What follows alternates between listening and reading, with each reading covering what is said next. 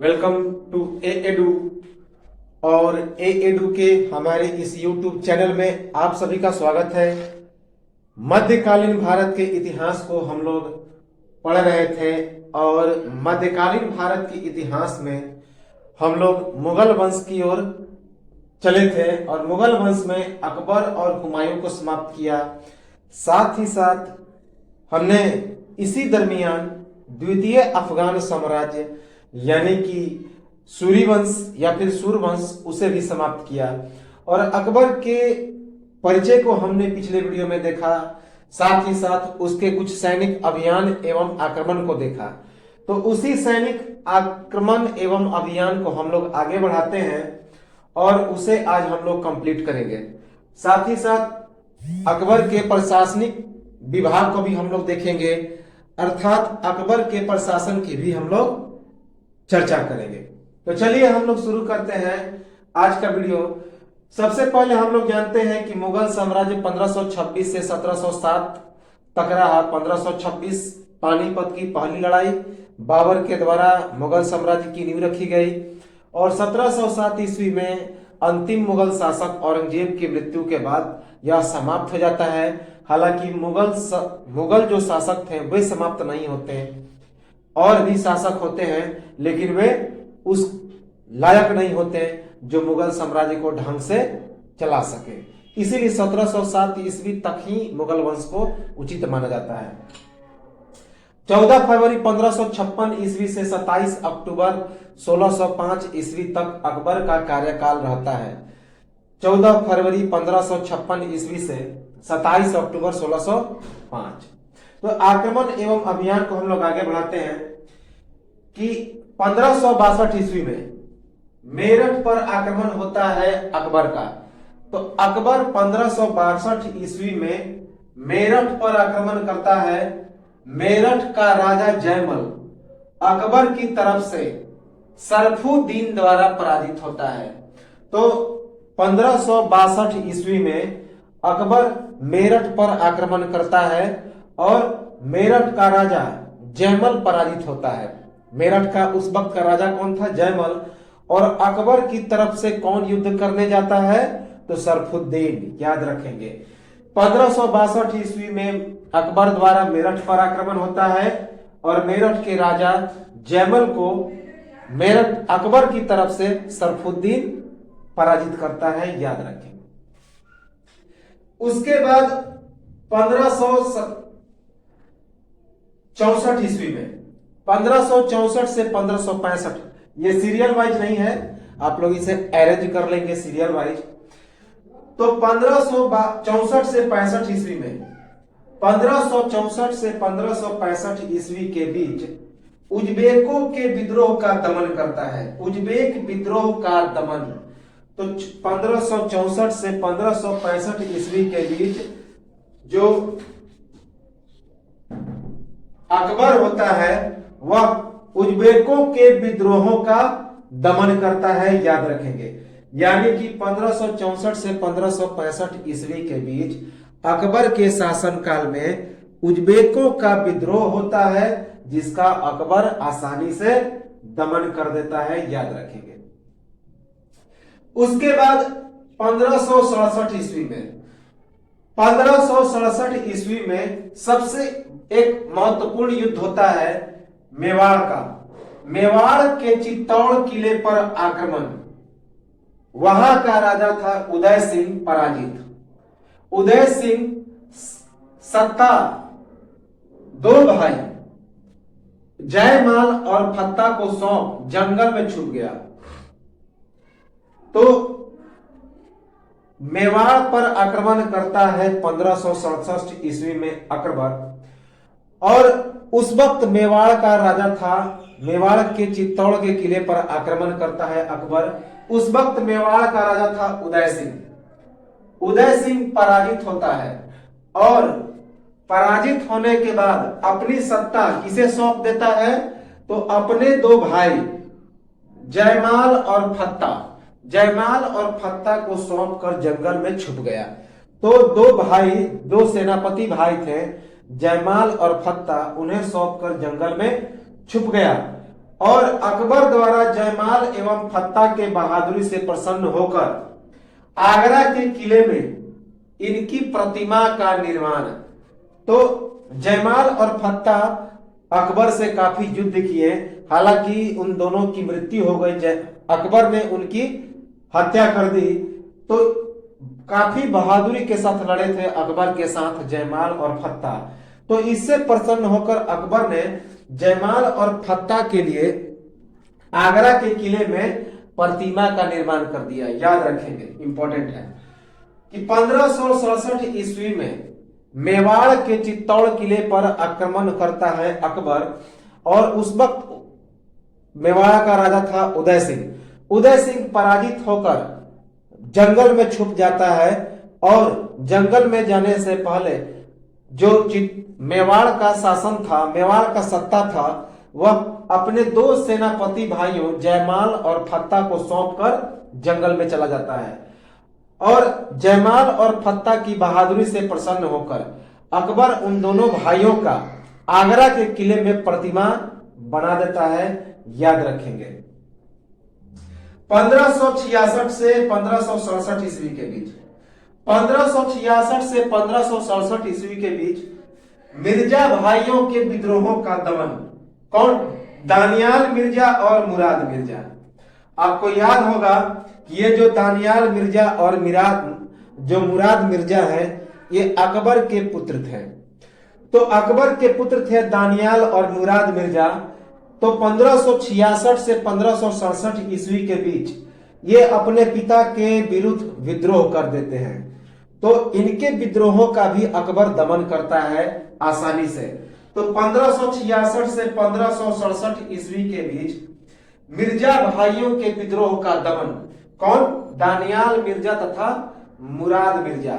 याद रखेंगे, 1566 से 1567 ईस्वी के बीच मुराद मिर्जा और दानियाल मिर्जा जो अकबर के पुत्र थे, वे दोनों अपने पिता अकबर के विरुद्ध विद्रोह करते हैं, और इस विद्रोह का अकबर आसानी से दमन करता है।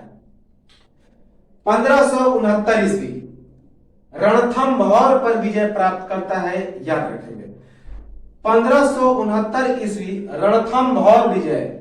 रणथंभौर के शासक सुरजन राय हाड़ा की पराजय। इसमें नेतृत्वकर्ता कौन कौन था अकबर की तरफ से? तो अकबर और भगवान दास दोनों नेतृत्व कर रहे थे। भगवान दास कौन था? तो राजा किसका पुत्र था?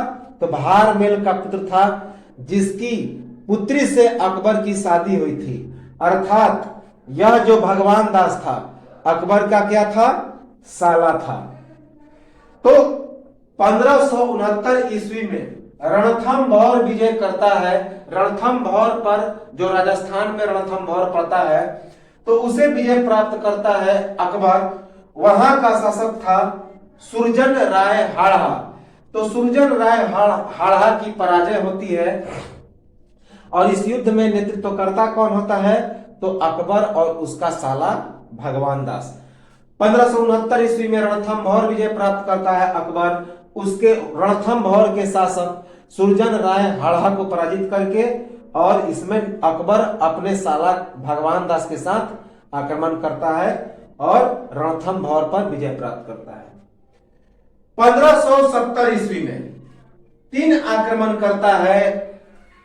1570 ईस्वी में अकबर 3 आक्रमण करता है, लेकिन ये जो आक्रमण होते हैं अकबर को करना ही नहीं पड़ता है। स्वेच्छा से ये तीनों राज्य अधीन हो जाते हैं, अर्थात ये समर्पण कर देते हैं। तो कौन कौन से राज्य? जैसलमेर का आक्रमण करता है 1570 ईस्वी में, और वहां का शासक रावत हरि राय बिना युद्ध किए ही अकबर के साथ स्वेच्छा से समर्पण कर देता है। मारवाड़ के शासक चंद्रकांत, मारवाड़ पर भी आक्रमण करता है अकबर, और वहां का भी शासक चंद्रकांत आसानी से आत्म समर्पण कर देता है बिना युद्ध किए। उसके बाद बीकानेर पर आक्रमण करता है। बीकानेर का राजा था उस वक्त कल्याणमल, और कल्याणमल स्वेच्छा से अकबर की अधीनता स्वीकार कर लेता है। तो स्वेच्छा से अकबर की अधीनता। तो याद रखेंगे कि 1570 ईस्वी में अकबर 3 राज्यों पर आक्रमण करता है और तीनों राज्य आसानी से बिना युद्ध किए स्वेच्छा से अपनी अधीनता स्वीकार कर लेते हैं।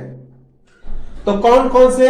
जैसलमेर पर आक्रमण करता है और जैसलमेर का शासक रावत हरि राय आसानी से अधीनता स्वीकार कर लेता है अकबर की। उसके बाद अकबर मारवाड़ पर आक्रमण करता है और वहां का शासक चंद्रकांत भी स्वेच्छा से अकबर की अधीनता स्वीकार करता है। उसके बाद बीकानेर पर आक्रमण करता है 1570 ईस्वी में और वहां का शासक कल्याणमल स्वेच्छा से अकबर की अधीनता स्वीकार कर लेता है। तो 1570 ईस्वी में 3 राज्यों पर आक्रमण करता है अकबर। जैसलमेर का राजा रावत हरि राय स्वेच्छा से अकबर की अधीनता स्वीकार करता है। फिर मारवाड़ का शासक चंद्रकांत भी स्वेच्छा से अधीनता स्वीकार करता है और बीकानेर का शासक कल्याणमल भी स्वेच्छा से अधीनता स्वीकार करता है। और तीनों जो आक्रमण हुए तो कब हुए? 1570 में। उसके बाद अब हम लोग आते हैं 1572 ईस्वी पर। तो 1572 ईस्वी में गुजरात विजय प्राप्त करता है, ये इंपॉर्टेंट है। 1572 ईस्वी में अकबर गुजरात पर विजय प्राप्त करता है। गुजरात के शासक मुजफ्फर खां तृतीय पराजित होता है और यह अकबर का सबसे द्रुतगामी अभियान था। बहुत तेजी से यह इस अभियान को जीतता है। कैम्बे जो गुजरात में पड़ता है समुद्र के किनारे, कैम्बे में अकबर की पुर्तगालियों से मुलाकात होती है एवं पहली बार समुद्र के दर्शन होते हैं। अकबर की तरफ से मिर्जा अजफलाका द्वारा युद्ध होता है। याद रखें, मिर्जा अजफलाका उसका एक सेनापति था। तो 1572 ईस्वी में अकबर गुजरात पर विजय प्राप्त करता है और वहां का शासक उस समय था एक अफगानी मुजफ्फर खां तृतीय। तो मुजफ्फर खां तृतीय को अकबर पराजित करता है और यह अकबर का सबसे द्रुतगामी अभियान था, यानी कि सबसे जल्दी उसे जीतता है। और अकबर का द्रुतगामी अभियान था, यह बात किसने कहा? तो वी स्मिथ ने कहा कि जो गुजरात आक्रमण था वह अकबर का सबसे द्रुतगामी अभियान था। और गुजरात आक्रमण के दौरान कैम्बे में अकबर की पुर्तगालियों से पहली बार मुलाकात होती है और कैम्बे के निकट पहली बार अकबर समुद्र का दर्शन करता है। और अकबर की तरफ से इस युद्ध में कौन लड़ता है? तो मिर्जा आजफ लाका जो उसका सेनापति था।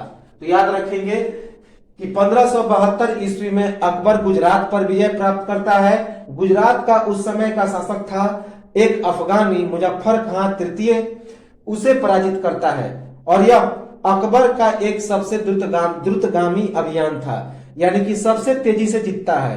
और यह बात किसने कहा? तो वी स्मिथ ने।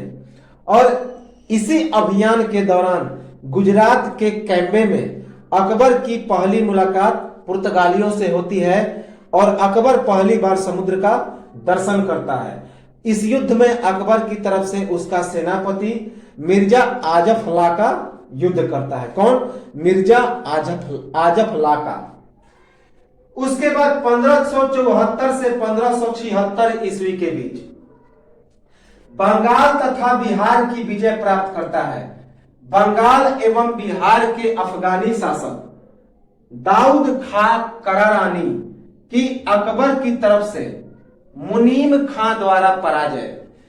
तो 1574 से 1576 ईस्वी के बीच अकबर बिहार एवं बंगाल पर भी आक्रमण करता है। इसे याद रखेंगे, ये पूछा जाता है बिहार के परीक्षाओं में। तो इसे बिहार से संबंधित रिलेटेड एग्जाम में ये पूछा जाता है कि अकबर का बिहार दौरा कब हुआ था? तो 1574 से 1576 ईस्वी में। उस वक्त यहाँ का शासक कौन था? तो दाऊद खां करारानी जो एक अफगानी था। तो 1574 से 1576 ईस्वी के बीच बंगाल तथा बिहार की विजय प्राप्त करता है अकबर, और बंगाल एवं बिहार के अफगानी शासक दाऊद खां करारानी की अकबर की तरफ से मुनीम खां द्वारा पराजय। तो दाऊद खां करारानी को कौन पराजित करता है? तो अकबर की तरफ से मुनीम खां। तो मुनीम खां अकबर की तरफ से लड़ने जाता है बिहार एवं बंगाल के आक्रमण में, और दाऊद खां करारानी को पराजित करता है। 1574 से 1576 ईस्वी में बंगाल एवं बिहार पर आक्रमण होता है अकबर का। इस युद्ध में बिहार एवं बंगाल के अफगानी शासक दाऊद खां करारानी की पराजय होती है, और इस युद्ध में अकबर की तरफ से युद्ध करता है मुनीम खां, उसका एक सेनापति था। एक बहुत महत्वपूर्ण युद्ध है 18 जून 1576, जिसे हल्दी घाटी का युद्ध कहते हैं। यह मोस्ट इंपॉर्टेंट युद्ध है, काफी बार परीक्षा में पूछा गया है। हल्दी घाटी का युद्ध।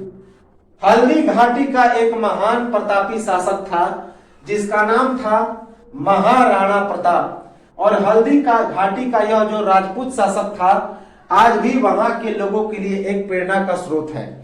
तो यह एक महान राजपूत शासक था महाराणा प्रताप।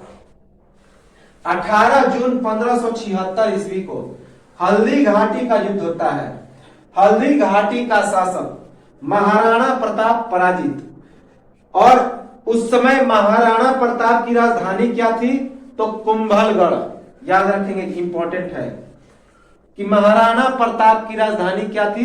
तो कुंभलगढ़।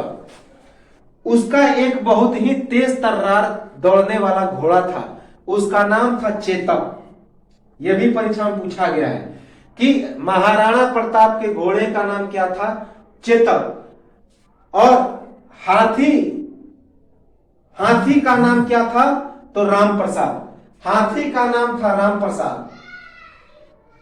19 जनवरी 1597 ईस्वी को महाराणा प्रताप की मृत्यु हो जाती है। 19 जनवरी 1597 ईस्वी को महाराणा प्रताप की मृत्यु हो जाती है।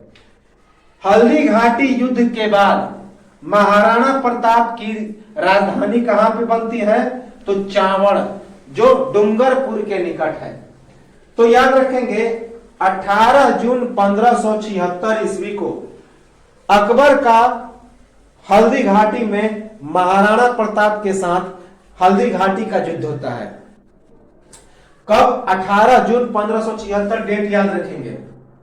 18 जून 1576 ईस्वी को महाराणा प्रताप और अकबर के बीच हल्दी घाटी का युद्ध होता है, और इसमें महाराणा प्रताप, जो कि राजपूतों का एक महान शासक था, वह पराजित हो जाता है।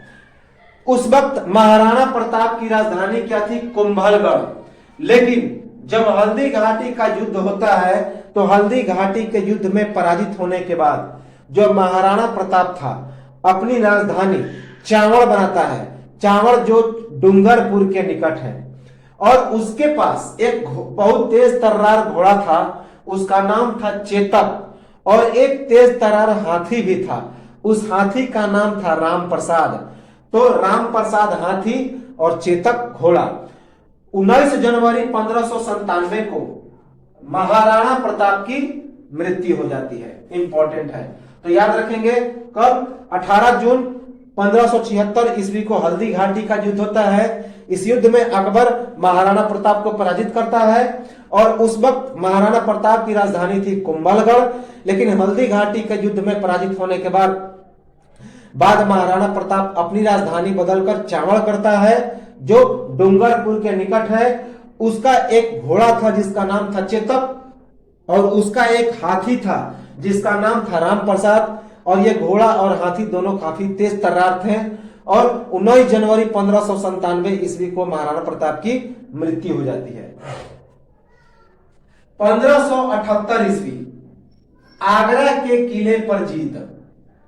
तो 1578 ईस्वी में आगरा के किले पर जीत प्राप्त करता है, अर्थात एक आगरा के किले का यह निर्माण करता है। इंपॉर्टेंट है, याद रखेंगे कि 1578 ईस्वी में आगरा के किले पर जीतता है। तो आगरा किले पर जीत कब? 1578 में। 1581, 1500 एक और है 1569 ईस्वी में।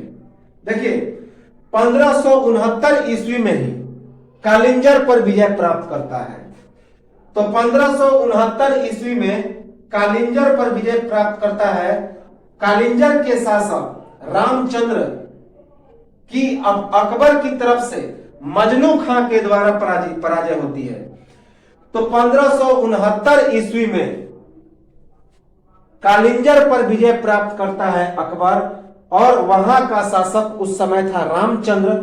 और रामचंद्र को कौन हराता है? तो अकबर की तरफ से गया था लड़ने मजनू खां। तो 1569 ईस्वी में कालिंजर पर विजय प्राप्त करता है अकबर, और वहां के शासक रामचंद्र को पराजित करता है। अकबर की तरफ से कौन लड़ता है? तो मजनू खां। 1578 ईस्वी में आगरा के किले पर जीत प्राप्त करता है। 1581 ईस्वी में काबुल पर विजय प्राप्त करता है। तो 1581 ईस्वी में वह अफगानिस्तान के काबुल पर भी विजय प्राप्त करता है। काबुल के शासक हकीम मिर्जा की अकबर तथा मान सिंह के द्वारा पराजय। तो 1581 ईस्वी में अकबर काबुल के अभियान पर जाता है और काबुल के शासक हकीम मिर्जा को पराजित करता है। इस युद्ध में अकबर मान सिंह के साथ युद्ध करता है और पराजित करता है। तो 1581 ईस्वी में काबुल पर विजय होता है अकबर का। काबुल के शासक हकीम मिर्जा को अकबर और मान सिंह मिलकर पराजित करते हैं। कौन? अकबर और मान सिंह। तो काबुल का शासक कौन था? हकीम मिर्जा। कब हराता है? 1581 में। 1586 ईस्वी 1586 ईस्वी में कश्मीर पर विजय प्राप्त करता है। याद रखेंगे 1586 ईस्वी कश्मीर विजय। कश्मीर के शासक यूसुफ खान की अब्दुल रहीम खाने खाना तथा भगवान दास से पराजय। तो 1586 ईस्वी में अकबर कश्मीर का विजय प्राप्त करता है और कश्मीर के शासक यूसुफ खान को पराजित करता है। और इस युद्ध में अकबर की तरफ से कौन लड़ते हैं? तो अकबर का एक महत्वपूर्ण नवरत्न था जिसका नाम था अब्दुल रहीम खाने खाना और उसका साला भगवान दास। तो 1586 ईस्वी में अकबर कश्मीर का विजय प्राप्त करता है। कश्मीर के शासक यूसुफ खान को पराजित करता है और इस युद्ध में अकबर की तरफ से अब्दुल रहीम खाने खाना और भगवान दास युद्ध करते हैं। 1591 ईस्वी में सिंध का विजय प्राप्त करता है। सिंध के शासक जानी बेग की अकबर की तरफ से अब्दुल रहीम खाने खाना से पराजय। तो 1591 ईस्वी में अकबर सिंध का विजय प्राप्त करता है और सिंध के शासक जानी बेग को पराजित करता है। कौन? अकबर की तरफ से युद्ध करने गया अब्दुल रहीम खाने खाना। तो 1591 ईस्वी में अकबर की सिंध पर विजय होती है और सिंध के शासक जिसका नाम था जानी बेग वह अकबर की तरफ से लड़ने गया अब्दुल रहीम खाने खाना से पराजित होता है। तो 1591 ईस्वी में सिंध पर विजय, वहां के शासक जानी बेग पराजित होता है और अकबर की तरफ से कौन लड़ता है? तो अब्दुल रहीम खाने खाना। 1591 ईस्वी में ही ओडिशा पर विजय प्राप्त करता है। तो 1591 ईस्वी में ओडिशा पर विजय प्राप्त करता है और उड़ीसा के शासक निसार खान को पराजित करता है अकबर की तरफ से मान सिंह के द्वारा। तो अकबर की तरफ से मान सिंह 1591 ईस्वी में युद्ध करने जाता है। किसके साथ? तो उड़ीसा में। तो 1591 ईस्वी में अकबर की उड़ीसा पर विजय होती है और इस युद्ध में अकबर की तरफ से कौन लड़ता है? तो मान सिंह लड़ता है। और उस समय वहां का शासक कौन था? तो उड़ीसा का शासक था निसार खान। इसे याद रखेंगे कि 1591 ईस्वी ओडिशा विजय, ओडिशा के शासक निसार खान पराजित अकबर की तरफ से मान सिंह के द्वारा।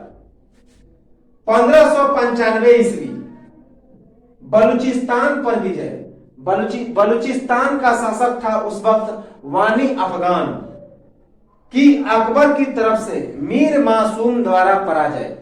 1595 ईस्वी में अकबर बलूचिस्तान पर विजय प्राप्त करता है और बलूचिस्तान का उस समय शासक था कौन?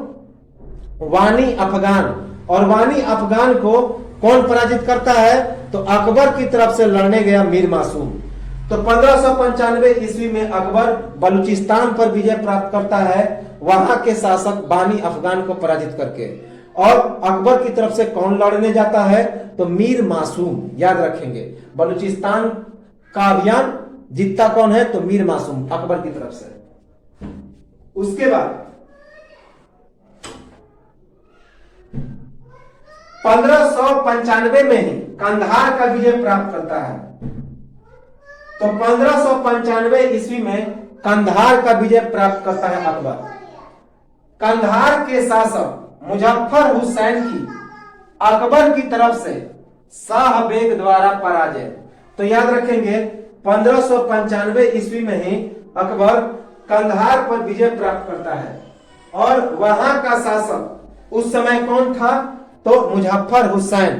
तो 1595 ईस्वी में अकबर कंधार पर विजय प्राप्त करता है, वहां के शासक मुजफ्फर हुसैन को पराजित करता है और इस युद्ध में अकबर की तरफ से कौन लड़ता है? तो शाह बेग। याद रखेंगे, शाह बेग कि 1595 ईस्वी में कंधार पर विजय अकबर के द्वारा, कंधार के शासक मुजफ्फरपुर हुसैन की पराजय और अकबर की तरफ से कौन लड़ने जाता है? तो शाह बेग। याद रखेंगे।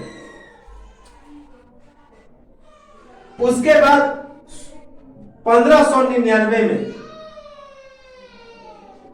1591 ईस्वी में 1591 ईस्वी में खान देश पर विजय प्राप्त करता है जो वर्तमान महाराष्ट्र का बहरामपुर है। खान देश स्वेच्छा से अधीन। याद रखेंगे 1591 ईस्वी में अकबर खान देश पर विजय प्राप्त करता है और यह खान देश स्वेच्छा से अकबर के अधीन हो जाता है बिना युद्ध किए। खान देश जो वर्तमान महाराष्ट्र के बहरामपुर में है। याद रखेंगे। तो 1591 ईस्वी में अकबर की खान देश पर विजय प्राप्त होती है और खान देश स्वेच्छा से अकबर के अधीन हो जाता है और जो खान देश है वर्तमान महाराष्ट्र के बुरहानपुर में पड़ता है। याद रखेंगे। 1599 ईस्वी में अकबर की दौलताबाग पर विजय प्राप्त होती है। तो दौलताबाग विजय मुराद अब्दुल रहीम खाने खाना तथा अकबर के द्वारा पराजय के बाद दौलताबाद में मराठा संघर्ष आरंभ। याद रखेंगे कि 1599 ईस्वी में अकबर दौलताबाद विजय प्राप्त करता है। इस युद्ध में मुराद मिर्जा जो अकबर का पुत्र था, अब्दुल रहीम खाने खाना तथा अकबर तीनों युद्ध करते हैं और इस युद्ध में पराजय के बाद दौलताबाद में मराठा संघर्ष आरंभ हो जाता है। तो याद रखेंगे 1601 ईस्वी में अहमदनगर पर विजय प्राप्त करता है अकबर। तो 1601 ईस्वी में अहमदनगर विजय बहादुर शाह की पत्नी चांद बीबी पराजित हो जाती है। अकबर की तरफ से अब्दुल फैज तथा उसका पुत्र मुराद मिर्जा का युद्ध। तो 1601 ईस्वी में अहमदनगर पर विजय प्राप्त करता है और उस समय वहां का शासक कौन था? तो चांद बीबी जो बहादुर शाह की पत्नी थी, जिसे आदिल शाह जो बीजापुर का शासक था यूसुफ आदिल शाह, तो उसी की पत्नी थी चांद बीबी। और इस युद्ध में अकबर की तरफ से अब्दुल फैज और मुराद मिर्जा ने युद्ध किया था। तो 1601 ईस्वी में अहमदनगर पर विजय प्राप्त करता है और उस समय बहादुर शाह की पत्नी चांद बीबी वहां की शासिका थी। तो अकबर की तरफ से अब्दुल फैज और मुराद मिर्जा चांद बीबी को पराजित करते हैं। तो यह था उसका अहमदनगर का विजय। 1601 ईस्वी में उसका अंतिम अभियान होता है, याद रखेंगे। 1601 ईस्वी में ही उसका अंतिम अभियान होता है और उसका नाम था असीरगढ़ की विजय। असीरगढ़ का शासक था मिराज बहादुर की अकबर द्वारा हत्या और यही इसका अंतिम अभियान था। तो 1601 ईस्वी में असीरगढ़ विजय, असीरगढ़ के शासक मिराज बहादुर की अकबर के द्वारा हत्या और यह अंतिम अभियान था। तो 1601 ईस्वी में असीरगढ़ का जो अभियान होता है अकबर का अंतिम अभियान था और इस युद्ध में वहां के शासक मिराज बहादुर की हत्या करता है अकबर और इसके बाद उसका सारा अभियान समाप्त हो जाता है। तो 1601 ईस्वी में असीरगढ़ विजय प्राप्त करता है अकबर, जो उसका अंतिम अभियान था। इस युद्ध में अकबर असीरगढ़ के शासक मिराज बहादुर की हत्या कर देता है। तो यह तो था अकबर का आक्रमण एवं अभियान, उसके द्वारा सैन्य अभियान। अब हम लोग आते हैं अकबर के प्रशासनिक व्यवस्था पर। अकबर का प्रशासन कैसा चलता था, उसके प्रशासन में कौन कौन से विभाग थे। तो सबसे पहला कि प्रशासनिक विभाग का जो प्रमुख होता था वह सुल्तान ही था। यह इंपॉर्टेंट है कि प्रशासनिक विभाग का प्रमुख कौन होता था, सुल्तान, यानी कि अकबर ही प्रमुख था। हुमायूं का शासन कुरान के अनुसार था। हुमायूं का शासन याद होगा आपको, हमने हुमायूं के बारे में बताया था, वह कट्टरपंथी था। तो वह जो भी सारा शासन करता था कुरान के अनुसार ही चलाता था। लेकिन जबकि अकबर का शासन, जनता का शासन, वह जनता के अनुसार चलता था। इसीलिए तो अकबर को एक महान शासक की श्रेणी में रखा गया है, जो अपने शासन व्यवस्था में अपने जो जनता था उसका खूब ख्याल रखता था। उसका शासन व्यवस्था भी काफी न्यायपूर्ण था और उसके राज्य में काफी अच्छे अच्छे नवरत्न थे जो काफी उलझे हुए मसलों को भी आसानी से सुलझा देते थे। तो इसके प्रशासन में प्रमुख होता था सुल्तान। हुमायूं का शासन व्यवस्था कुरान के अनुसार चलता था, जबकि अकबर का शासन जनता का शासन था। राजतंत्र तो था लेकिन ऐसा प्रतीत होता था कि वहां लोकतांत्रिक शासन था, क्योंकि जनता के अनुसार ही अकबर शासन करता था। तो यह था अकबर का शासन व्यवस्था। अब है कि अकबर के शासनकाल में प्रमुख अधिकारी कौन कौन से थे। तो पहला जो अधिकारी था उसका नाम था वकील ए मुतलक, जो सबसे महत्वपूर्ण पद था। वकील ए मुतलक जो प्रधानमंत्री होता था। वकील ए मुतलक प्रधानमंत्री। दीवाने वजीरात जो बैरम खां की शक्ति को कम करने के लिए अकबर द्वारा सृजित पद। तो दीवाने वजीरात बैरम खां की शक्ति को कम करने के लिए अकबर द्वारा सृजित पद। तो दीवाने वजीरात नामक पद अकबर ने सृजित किया था ताकि बैरम खां की शक्ति को कम किया जा सके। दीवाने वजीर, दीवाने वजीर यह राजस्व एवं वित्त मंत्रालय का विभाग था और इसका जो प्रमुख था वह राजा टोडरमल एवं ख्वाजा शाह मंसूर था। तो दीवाने वजीर क्या था, एक राजस्व एवं वित्त विभाग था जिसका जो प्रमुख था वह राजा टोडरमल था और ख्वाजा शाह मंसूर। आज भी राजा टोडरमल की जो हम लोग वित्त पद्धति है उसे हम लोग अपनाते हैं, भूमि माप पद्धति जो है उसे हम लोग अपनाते हैं। मीर ए समा, मीर ए समा यह घरेलू विभाग था। मदरे मासा या सयूरगाल, मदरे मासा या सयूरगाल जो कि लगानहीन भूमि, जिस पर लगान नहीं लिया जाता था उस भूमि से संबंधित विभाग था। और सद्र उस सुदूर यह धार्मिक विभाग था, याद रखेंगे, सद्र उस सुदूर धार्मिक विभाग। तो कौन कौन से अधिकारी एवं विभाग थे? सबसे पहला वकील ए मुतलक। वकील ए मुतलक जो था सबसे इंपॉर्टेंट पद था अकबर के शासनकाल में, जो प्रधानमंत्री कहलाता था। वकील ए मुतलक यानी कि प्रधानमंत्री। दीवाने वजीरात।